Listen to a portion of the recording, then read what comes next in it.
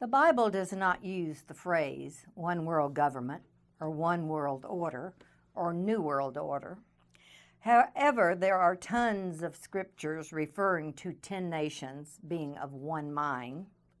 Revelation 17:13 reads that these are of one mind, and they hand their power and authority to the beast. These 10 nations are 10 economically, politically, and military strong nations. They form a strong bond, but it is not they that ultimately end up controlling the world, but one, as Proverbs 1:14 states, it is the nation or the city-state that says, "Cast in your lot with us, let us all have one purse."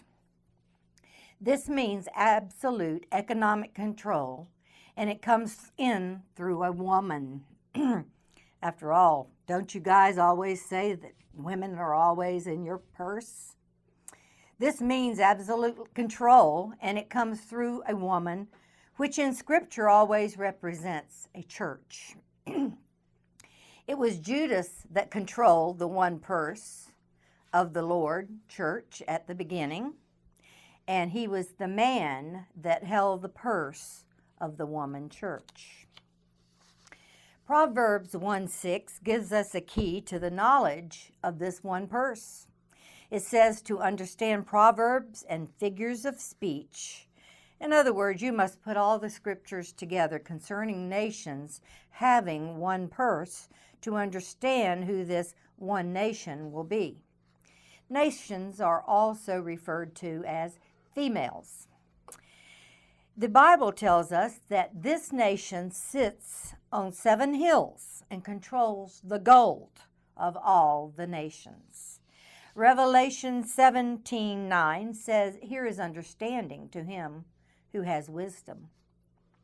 The 7 heads are 7 hills on which the woman sits. So we have a nation that sits on 7 hills that would be an economically rich nation.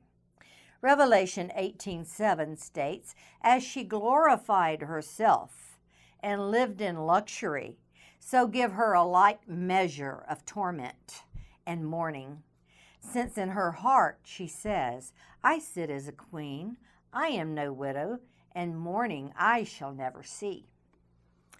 This nation also then refers to herself as a queen, thereby having a woman or queen as a symbol that represents her. It does not mean that it is a nation that has a literal earthly queen who rules over that nation. The nation that fits this description most closely would be the nation of the Roman Vatican, which is a city-state and a tiny nation that sits on 7 hills and is represented by the Virgin Mary apparition, who is referred to as the Queen of Heaven. She is rich, and she takes the gold and silver of all nations into the Vatican Bank vault. Please go to my other videos concerning Pope Francis and the Vatican.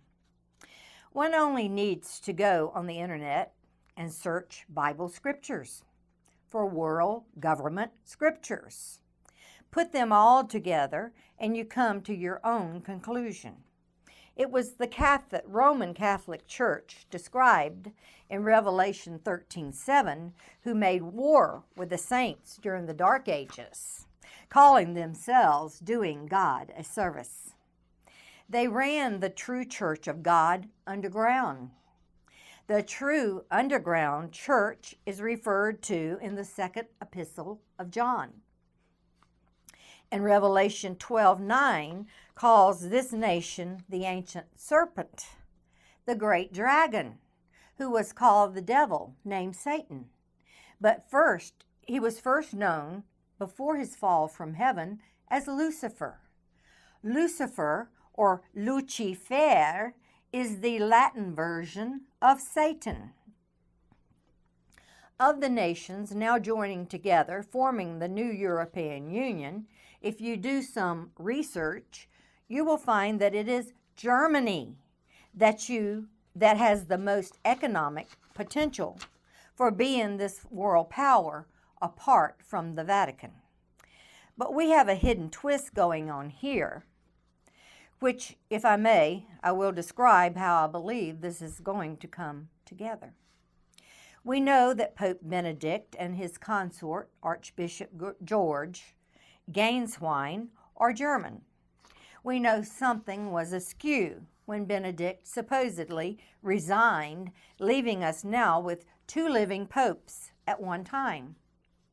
I believe there was too much heat concerning this German pair, and so it was alleviated by obtaining an anti-pope named Francis.